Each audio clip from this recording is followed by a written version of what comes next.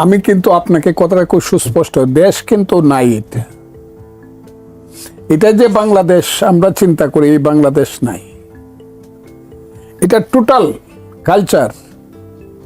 আমি পার্লামেন্টেও বলছি, খালি শিক্ষা হইলেও হবে না, এটার সাথে কালচার লাগবে, সংস্কৃতি। সংস্কৃতি যদি না হয় তাহলে শিক্ষা উপবাসে থাকবে। শিক্ষার সঙ্গে যদি সংস্কৃতির সম্মিলন না হয় তাহলে শিক্ষা উপবাসে থাকবে। পার্লামেন্টে কথাটা আমি বলছি। এবং যে জাতি সংস্কৃতিতে উন্নত না, সেই জাতি সভ্য না। আমাদের সংস্কৃতি ধ্বংস করে গেছে আমাদের শাসকরা, এবং যাদেরকে আমরা মনে করতাম পৃথিবীর শ্রেষ্ঠ মানুষ, বাঙালির সন্তান, নোবেল পাইছে মুসলমানের সন্তান, বাঙালি মুসলমানের সন্তান, তারা এই দেশটাকে তাদের ডিজাইনের মতো করে এমনভাবে রাইখে হয়ে গেছে যে এটা বাংলাদেশ থাকবে কিনা। আর বাংলাদেশ থাকলে পরে আমি সবসময় কথাটা বলতেছি, বুঝবার চেষ্টা করেন, এই টোটাল ব্যাপারটাকে চেঞ্জ করতে হবে, যে জায়গাতে ঘুরায় রাইখে গেছে। এখন আমার দেখতেছি আপনি যে নামগুলা বলতেছেন যে তারা আবার রাস্তায় নামছে, ওই যে লোকগুলা, ওই যে মিটিকুলাস ডিজাইনের লোকগুলা রাস্তায় নেমে আবার বক্তৃতা করতেছে, আমরা যদি মুরগি কি না হইতাম, নাকি না হইতাম, তাইলে আপনি শিলং থেকে আসতে পারতেন না, লন্ডন থেকে আসতে পারতেন না, শিক্ষামন্ত্রী হইতে পারতেন না। এটা যেমন ঠিক, আপনিও তো ওই যে বাপ দাদার নাম নাই, সানমরলের বিয়াই, হ্যাঁ, শানকির মধ্যে মাটির শানকিতে খাইতে পারতেন না। আপনি এখন তো আসমানে, চৌথ আসমানে উঠছেন, পার্লামেন্ট মেম্বার হইছেন। যারা গুলি খায় মরছে তাদের মা বাবার চোখের পানি তো শেষ হয়েছে না। আপনারাও তো কম পাইছেন না, যারা মিটিকুলাস ডিজাইনের সাথী, তারা গিয়ে আবার বক্তৃতা করছে সেই ডিজাইনটা করতে। কিন্তু একটা কথা আপনাকে বলি, একই গেম, একই ধরনের কৌশল কিন্তু বারবার চলবে না। একই ধরনের স্লোগান কিন্তু বারবার ইম্প্যাক্ট ক্রিয়েট করবে না। ওই যে তুমি কে আমি কে, রাজাকার রাজাকার, কে বলেছে স্বৈরাচার, এইটাকে আবার অকরিয়া এটা কি বলে একদম নকল করিয়া আবার তুমি কে আমি কে, ফার্মের মুরগি হইতে পারে। আমার সন্তানরা কি করবে আমি জানি না, কারণ আমার সন্তানদেরকে তো আমি বড় ভালোবাসি। আমার ছেলেরা যখন বেশি করে, এরাই বেশি বুঝে, আমি চুপ করে থাকি। এখনো ওর মা চুপ করে থাকে, হ্যাঁ তোমরা কিছু বুঝো না। আচ্ছা বুঝি না বাবা, তোমরা, কারণ we love my children, we love my son, I love my son. আমাকে যে কথা, ও বাইচে থাকো। আমি এখনো মনে করি ছেলে মেয়েরা যা করতেছে তাদের সেন্টিমেন্টটাকে আমি সম্মান জানাই, বলতেছি বাবারা আর একটু চিন্তা করো, সেই পথে যাইবা কিনা যে পথে তোমরা মরবা, আর আমার পায়ের তলে কোটি কোটি টাকা হবে, আমার চড়বার জন্য হেলিকপ্টার হবে, বিমান হবে, আর তোমার মা কানবে। ওই পথে বাবারা যাইবা কিনা চিন্তা করে যাও। পরীক্ষার্থীদের ক্ষোভ, শিক্ষামন্ত্রীর দুঃখ প্রকাশ, এই বিষয়টি নিয়ে আলোচনা করছি। একটু দিনের অন্যান্য খবরগুলো নিয়ে আমরা আলোচনা করব। আমি এই মুহূর্তে বাংলাদেশের সংবিধান সংশোধনের লক্ষ্যে স্বরাষ্ট্রমন্ত্রী সালাউদ্দিন আহমেদকে সভাপতি করে 12 সদস্যের একটি বিশেষ কমিটি গঠন করা হচ্ছে জাতীয় সংসদে। সেখান থেকে বিরোধী দলের যারা ছিল তাদের কাছ থেকে 5 জনের নাম চাওয়া হয়েছে, কিন্তু তারা বরাবরই বলে এসেছিল যে সংখ্যাটা আসলে সমান থাকতে হবে, যে জন্য তারা ওয়াকআউট করে, তারা এর প্রতিবাদ জানায়, সংসদে অন্যরকম একটা পরিস্থিতি তৈরি হয়। আমরা একটু সেখান থেকে যদি একটু জানতে চাই, সোহরাব হাসান, একটু ছোট করে আপনার কাছে জেনে তারপর অ্যাডভোকেট ফজলুর রহমানের কাছে একটু যেতে চাই, যে এই যে বিরোধী দলের দাবি, তারা চেয়েছিল যে সমান সংখ্যক থাকতে হবে, বিরোধী দলে যা থাকবে সরকারও তা থাকবে, কিন্তু রাখা হয়নি। তাদের কাছ থেকে 5 জনের নাম চাওয়া হয়েছে, তারা সেটি না মেনে নিয়ে, এবং যে সংশোধন কমিটিটা তৈরি হলো, এইটি থেকে যে সংশোধনটা আসবে পরবর্তীতে যদি বিরোধী দল সেটি না মানে, সেটি নিয়ে যদি নতুন ইস্যু তৈরি হয়, আপনার কাছে কি মনে হয় এটি আসলে কেমন সিদ্ধান্ত হলো? না, প্রথমত হচ্ছে সংবিধান সংশোধনের জন্য যে কমিটি, বিশেষ কমিটি করা হয়েছে, এই বিশেষ কমিটির করার জন্য যে ঐকমত্য থাকা দরকার, সেই ঐকমত্য সরকারি দল ও বিরোধী দলের মধ্যে নেই। তাদের মধ্যে জুলাই সনদ, রাষ্ট্র সংস্কার বা সংবিধান সংশোধন, অথবা জুলাই সনদ বাস্তবায়ন, গণভোট না জাতীয় সংসদ নির্বাচনের রায় কোনটি অগ্রাধিকার পাবে, পুরো বিষয়ে সরকারি দল ও বিরোধী দলের মুখোমুখি অবস্থানে, তাদের মধ্যে কোনো ঐকমত্য নেই। সুতরাং এখানে সদস্য কজন এটা কিন্তু গুরুত্বপূর্ণ না। আর যদি ওখানে দেখেন, যেটি আমাকে একজন বিএনপির সংসদ সদস্যই বলেছিলেন, যে 12 জনের মধ্যে বিএনপির 7 জন, তারপরে 17 সদস্যের হলে বিএনপির 7 জন বা 8 জন, আর 17 সদস্যের হলে বিএনপি কিন্তু সংখ্যাগরিষ্ঠ হয় না এককভাবে, কিন্তু তাদের মিত্র দল থেকে অন্যদের নেওয়া হয়েছে, এমনকি ইসলামী আন্দোলন থেকেও একজনকে নেওয়া হয়েছে, ইসলামী আন্দোলন অথবা অন্য একটি দল থেকে। আর সুতরাং এই যে, এবং বিরোধী দল বলছে যে তারা এই সংবিধান সংশোধনের যে উদ্যোগ এটার মানে না। তার মানে তারা চায় যে বর্তমান যে সংবিধান আছে এই সংবিধান সংস্কার করতে হবে, সংবিধানের কাঠামো তারা বদলাতে চায়। কিন্তু সরকারি দলের অবস্থান যে সরকার যাই করুন, সংবিধান এটা জাতীয় সংসদের মাধ্যমে করতে হবে, এবং সেটি একটি, আপনি যদি সংস্কারও চান সেটা সংশোধনের মাধ্যমেই। তো যে বলা হলো যে এই সংশোধনী আর থাকবে না, সেটা কিভাবে হবে?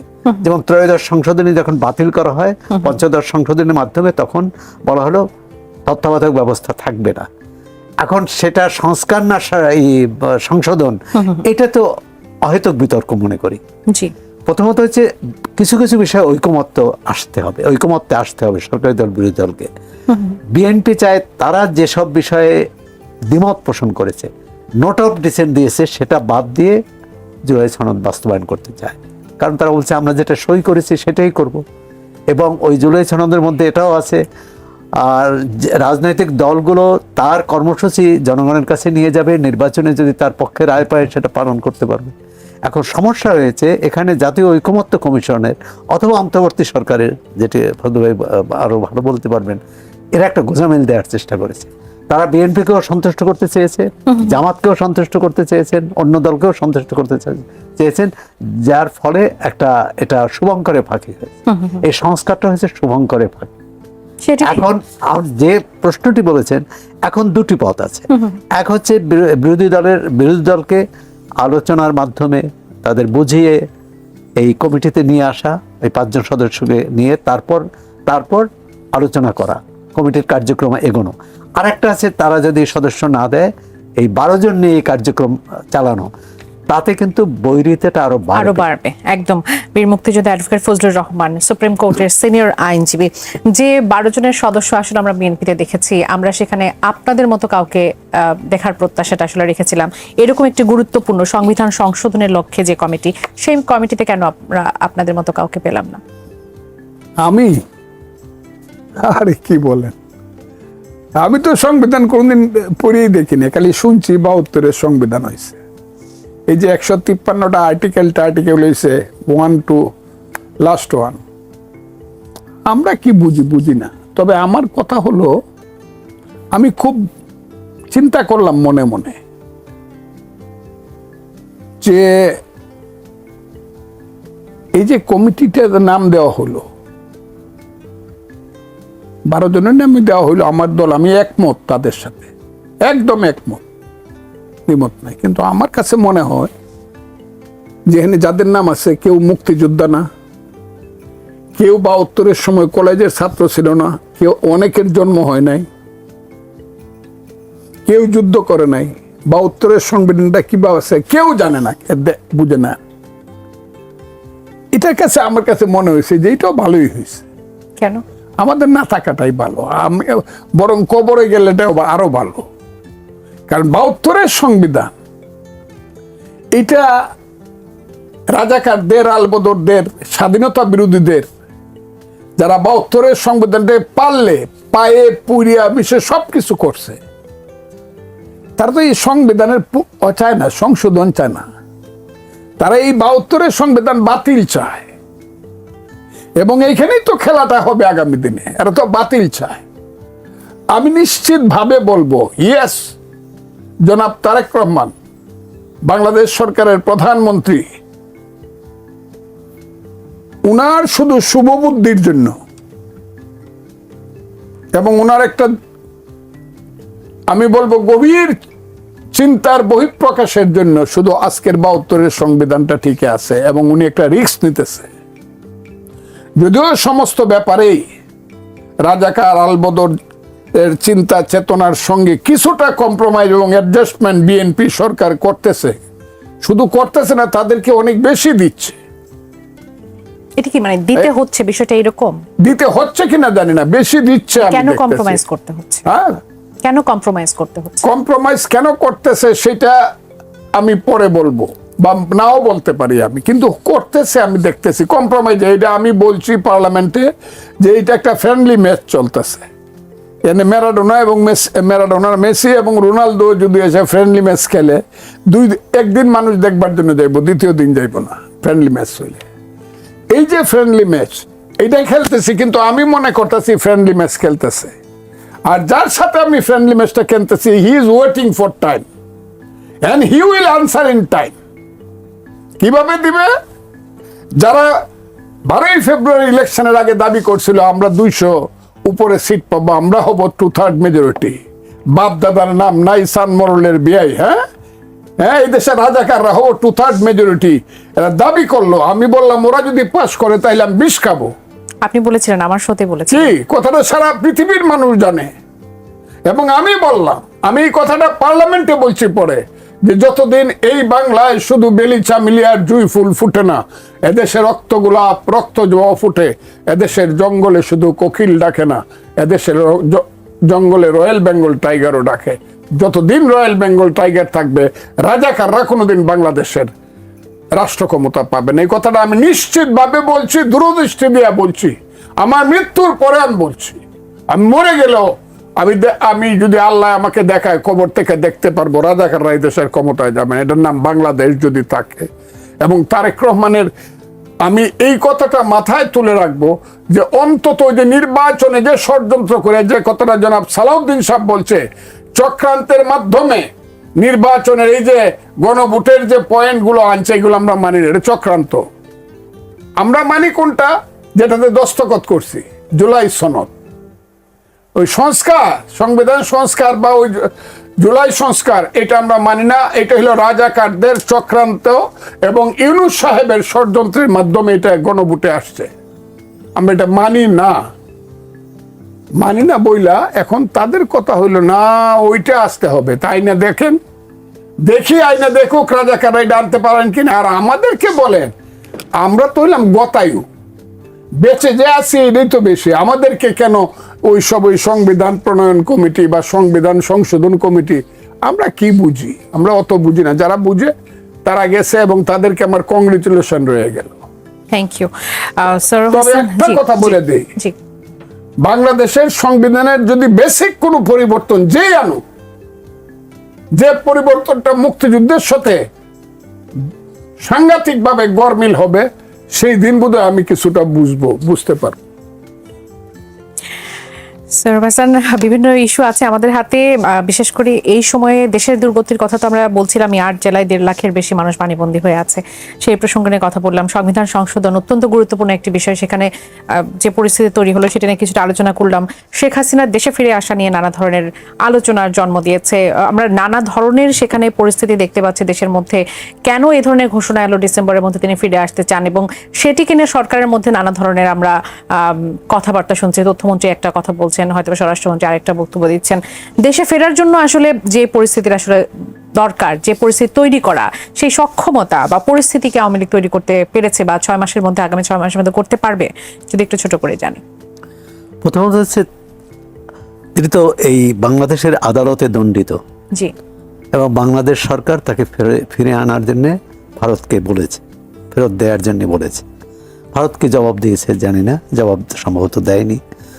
তাহলে তিনি যখন নিজে ঘোষণা দিয়েছেন যে ফেরত আসবেন, তাহলে তো এই রাজনৈতিক যে বিতর্ক, বাহাস, এত এই সন্দেহ, অবিশ্বাস, যেমন শেখ হাসিনার এই ঘোষণার পর সাবেক প্রধানমন্ত্রী, জামাত ইসলামের একজন গুরুত্বপূর্ণ নেতা, দলের সেক্রেটারি জেনারেল, তিনি বললেন এই ঘোষণার পিছনে সরকারের কোনো অংশ, বিএনপির, সরকার বলেনি, বিএনপির কারো ইন্ধন থাকতে পারে বা ষড়যন্ত্র থাকতে পারে, সেই পরিস্থিতি। এবং তারা বলেছেন যে নির্বাচনে আওয়ামী লীগের সঙ্গে আতাত করে তারা নির্বাচনে বিজয়ী হয়েছে, সুতরাং এই ঘোষণার পিছনে ষড়যন্ত্র থাকতে পারে।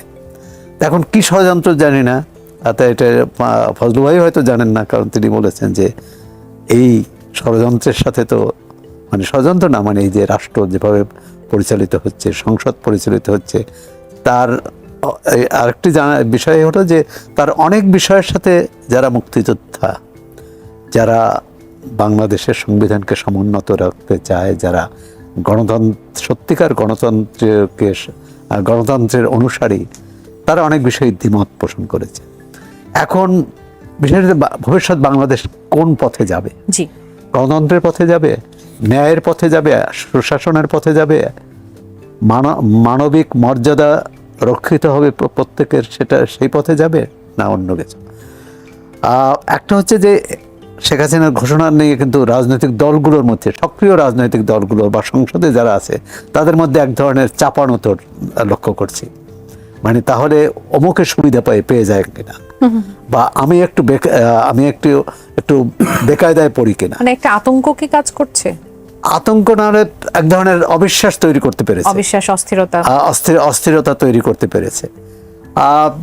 দ্বিতীয় হচ্ছে যে শেখ হাসিনারকে তো ফেরত সরকারেরই যাওয়ার কথা। আবার দেখলাম যে চিফ প্রসিকিউটর আন্তর্জাতিক অপরাধ ট্রাইব্যুনালের তিনি একবার বললেন যে তিনি তার আত্মসমর্পণের কোনো সুযোগ নেই, তিনি আসলে গ্রেপ্তার হবেন। এখন আসবেন কিভাবে? তিনি তো আরেকটি দেশে, আবার তিনি গেলেন কিভাবে, এই প্রশ্নটাও আসে। আর সরকারি দল যাওয়াটা কিভাবে হয়েছে সেটি পরিষ্কার হলেই আশাটা কিভাবে হবে সেটা থেকে কোনো বার্তা পাওয়া যায়? আমি তো মনে করি যে যেভাবে গিয়েছে সেভাবেই আসা হচ্ছে উচিত। আচ্ছা, দ্বিতীয় হচ্ছে যে তার আশাটাকে প্রাসঙ্গিক করছে কারা? তিনি জুলাই অভ্যুত্থানের পর, অর্থাৎ 2024-এর 5 আগস্টের পর কিন্তু কেউ তিনি যে ফিরে আসবেন এরকম ঘোষণা দিতে পারবেন কেউ ভাবেনি। তো সুতরাং ফজলুভাই যেরকম বলছে যে বাংলাদেশ আমরা প্রত্যাশা করেছি, জুলাই অভ্যুত্থানের মধ্য দিয়ে যে আকাঙ্ক্ষা তৈরি হয়েছিল সেই আকাঙ্ক্ষা তো পূরণ হয়নি, বরং বাংলাদেশে ডানপন্থার উত্থান হয়েছে। ডানপন্থার উত্থান হলে মানুষের স্বাভাবিকভাবে এই আন্দোলনে যারা সক্রিয় অংশ নিয়েছে তাদের অনেকেই কিন্তু এখন হতাশা ব্যক্ত করেছেন যে আমরা যে উদ্দেশ্য নিয়ে, যে লক্ষ্য নিয়ে এই গণ অভ্যুত্থানে অংশ নিয়েছি সেই লক্ষ্য পূরণ হয়নি। এখন পূরণ না হওয়ার দায় অবশ্যই অন্তর্বর্তী সরকারের 1.5 বছরের দায় অন্তর্বর্তী সরকারকে নিতে হবে। আর এই সরকার তো আসলো মাত্র 5 মাস। তো আমরা দেখতে চাই যে এই প্রত্যয় এবং প্রত্যাশা পূরণের জন্য সরকার কি করে। বীর মুক্তিযোদ্ধা অ্যাডভোকেট ফজলুর রহমান, শেখ হাসিনার ফিরে আসার বিষয়টি নিয়ে কথা বলছিলাম। এটি আপনার কাছে কতটা বাস্তবসম্মত মনে হয়? এটি কি সত্যিকার অর্থে ফিরে আসতে চাওয়া, নাকি এর মধ্যে অন্য কিছু আছে? এবং সত্যিকার অর্থেই যদি ফিরে আসে তাহলে আইনি লড়াই করার সুযোগ তিনি কতটা আসলে পাবেন বলে মনে করেন? আমি একটা কথা বলি, রাজনীতিতে শেষ কথা বলে কোনো কথা নাই। দেখেন, এরকম একটা উদাহরণ কিন্তু পাকিস্তানে আছে। পারভেজ মুশারফ কিন্তু তৎকালীন প্রধানমন্ত্রী নওয়াজ শরীফের কিন্তু যাবজ্জীবন দিছিল, কারাগারে নিয়ে গেছিল, তাকে আর ছাড়বেই না। তখন সৌদি আরব একটা কন্ডিশনে তাকে, কিন্তু সৌদি আরব যে সে আর জীবনে পলিটিক্স করবে না, তাকে আমার কাছে দিয়ে দাও, কারণ he was very good friend of Saudi Arabia. সেই সৌদি আরবে সে অনেক বছর থাকলেন নওয়াজ শরীফ, কিন্তু আসলেন কিন্তু প্রধানমন্ত্রী হয়ে। এখন তার মেয়ে কিন্তু মরিয়ম নেওয়াজ কিন্তু পাঞ্জাবের মুখ্যমন্ত্রী, তার ছোট ভাই কিন্তু পাকিস্তানের প্রধানমন্ত্রী। কিন্তু সবাই মনে করছিল যে নওয়াজ শরীফের দল শেষ হয়ে গেছে। আমি একটা উদাহরণ দিলাম। এইটা মনে করেন না যে আওয়ামী লীগ আইসা ক্ষমতায়, এইটার জন্য আমি বলছি না। আমি বলছি কিছুই অসম্ভব না রাজনীতিতে, কারণ আমরা হলাম এমন কোনো শক্তি না যে শক্তি আমরা নিজেরা নিজেদের শক্তি প্রয়োগ করি, আমাদের উপরে অন্যরা শক্তি প্রয়োগ করে।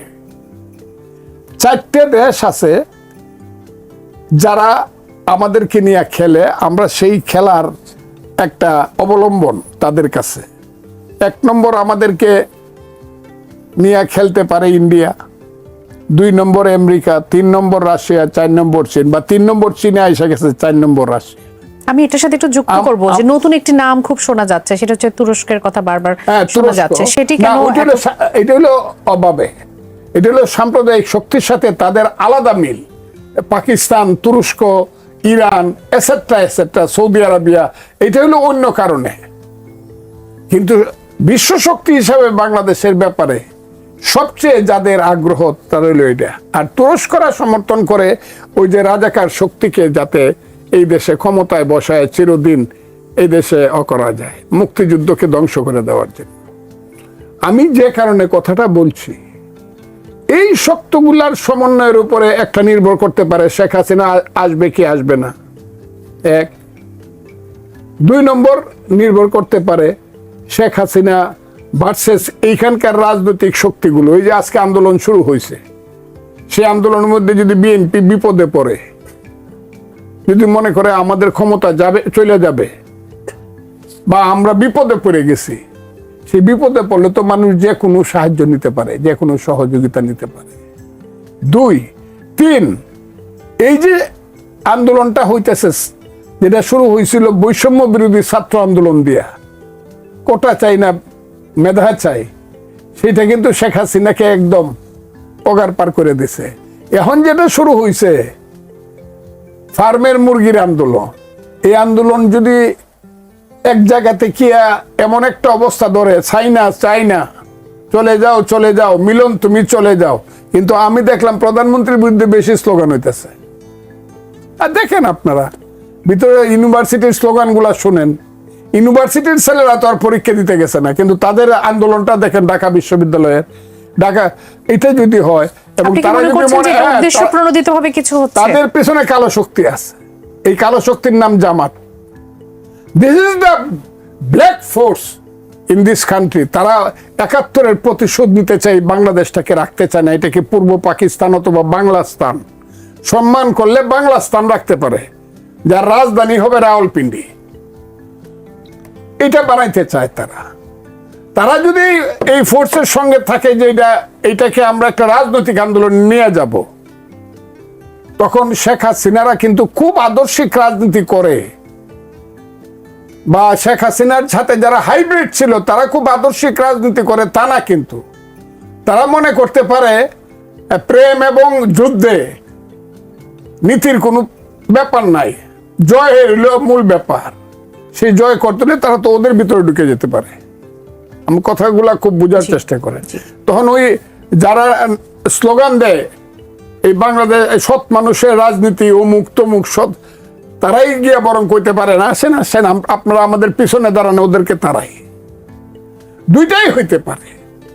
যদি জিনিসটা এই জায়গাতে চলে, জামাত যদি মনে করে আমি ক্ষমতার কাছাকাছি আইসা গেছি, শুধু আওয়ামী লীগের হাইব্রিডরা একটু হেল্প করলে আমি আইসা যাব, বা আওয়ামী লীগের যারা হেল্প করতেছে তারা একটু হাসি দিয়া কইলে আমি আইসা যাব, তারা এটা করবে। জামাত কিন্তু নীতিগত কোনো দল না, তারা ক্ষমতা আসতে চায়। আবার বিএনপির মধ্যে অবস্থাটা আমি মনে করি এরকম, যে আজকে বিএনপি পারে দেশের স্বাধীনতার সার্বভৌমত্ব তারেক রহমানের নেতৃত্বে রক্ষা করতে পারে, কিন্তু তারেক রহমানরা যেভাবে বা বিএনপি যেভাবে তাদেরকে ওই আসো ভাই তুমি আমি কোনো ভেদাভেদ নাই কয়ে যেভাবে চলতেছে, একটা পর্যায়ে কিন্তু দেখা যাবে রাজনীতি কিন্তু it's a game, it is not a sports. এটা টিমের খেলা, ভেরি ক্রুয়েল খেলা। আওরঙ্গজেব কিন্তু রাষ্ট্র ক্ষমতার জন্য বাপকে বন্দি করে রাখছে, ভাইকে হত্যা করছে, দেশ ছাড়া করছে, বোনকে কিন্তু বিতাড়িত করছে, রাষ্ট্র ক্ষমতা কিন্তু এটা। তখন বিএনপির অল্টারনেটিভ কি? বাংলাদেশ যদি বিএনপি টিকায় রাখতে চায়, জিয়াউর রহমানের পলিটিক্স যদি বিশ্বাস করে, যদি মনে করে যে আমাদের নেতা এই দলটা সৃষ্টি করে গেছে, যার মূল ছিল এই মুক্তিযোদ্ধা বীরত্ব, যিনি স্বাধীনতার কালুরঘাট বেতার কেন্দ্র থেকে বলছিলেন, I major do hereby declare the independence of Bangladesh on behalf of our great beloved leader Bangabandhu Sheikh Mujibur Rahman, প্রথমে নিজের নামে পরে বঙ্গবন্ধুর নামে। কিন্তু উনি কিন্তু মুক্তিযোদ্ধাদের মধ্যে শ্রেষ্ঠ নাম করছে, যদিও জেনারেল উসমানী ছিলেন প্রধান সেনাপতি, তার চেয়েও কিন্তু বেশি প্রিয় হয়ে গেছিলেন জিয়াউর রহমান এই ঘোষণার মাধ্যমে। বিএনপি যদি মনে করে জিয়াউর রহমানকে বাঁচায় রাখবে, তার মহান স্ত্রীকে বাঁচায় রাখবে আপুস নেত্রী খালেদা জিয়াকে, কিন্তু তাদেরকে যেতে হবে এই পথে যে না, আর যাই হোক কাম হোয়াট মে, মুক্তিযুদ্ধ ছাড়বো না। যে কাজটা এইবার ইলেকশনে যখন বলছে যে আমরা 2/3 মেজরিটি পাবো জামাত, বাধ্য হইয়া ফজলুর রহমানদের মতো লোকেরা বক্তৃতা করছে। 1000 বছর ধরে বাঙালির মুক্তিযুদ্ধের বক্তৃতা আমি করছি। হিন্দু মুসলমান বৌদ্ধ কি খ্রিস্টান ধর্মনিরপেক্ষ বাংলাদেশ, মুক্তিযুদ্ধের রক্তাক্ত বাংলাদেশ, এই কথাটা কিন্তু শেষ পর্যন্ত বিএনপিকে 15 দিন পর্যন্ত ওয়াদরে বক্তৃতা করতে হয়েছে। আমরা মুক্তিযোদ্ধার দল, আমাদেরকে ভোট দেন, ওরা রাজাকার। এই জায়গাতে আবার জন্য একটু শান্ত, একটু বুঝলে জায়গা। কিন্তু একটা জিনিস কিন্তু আয়সা পড়বে এই দেশটা নিয়ে। আমি আপনাকে বললাম বাংলাদেশকে বাঁচাইতে হবে, আর বাংলাদেশকে বাঁচানোর জন্য যে জায়গাতে দাঁড়াইতে হবে, 71 সঠিক ছিল না বেঠিক ছিল, যে যেভাবেই ভাবুক, এটার আদর্শিক দিকটা যেভাবে 71 মানে মুক্তিযুদ্ধ সঠিক ছিল না মুক্তিযুদ্ধ ভুল ছিল। জামাত বা এইসব শক্তি, জঙ্গিবাদী শক্তি, পাকিস্তান, তুরস্ক, এরা মনে করতেছে যে দ্যাট ওয়াজ রং, মুক্তিযুদ্ধ ভুল ছিল। আর পৃথিবীর সমস্ত মানবতাবাদী মানুষ, গণতন্ত্রের মানুষ, আর বাঙালি জাতি, বাংলাদেশের মানুষ মনে করে, এখনো মনে করে। আমি যখন রাস্তা দিয়ে হাঁটি, আমি যখন সংসদের রাস্তা দিয়ে হাঁটি, শত শত ইয়াং ছেলে পেলে রাস্তায় এবং সংসদে আমাকে বলে আপনি যা বলতেছেন ঠিক বলতেছেন আগান। এরা কোন দল করে? আমি সব দলের মানুষ। মুক্তিযুদ্ধ তাদের কাছে সবচেয়ে প্রিয় শব্দ। কাজে আমি মনে করি এই দেশে ফাইনাল যুদ্ধটা হবে রাজনৈতিক যুদ্ধ, মুক্তিযুদ্ধ ভার্সেস অ্যান্টি মুক্তিযুদ্ধ। অসংখ্য ধন্যবাদ বীর মুক্তিযোদ্ধা অ্যাডভোকেট ফজলুর রহমান। অসংখ্য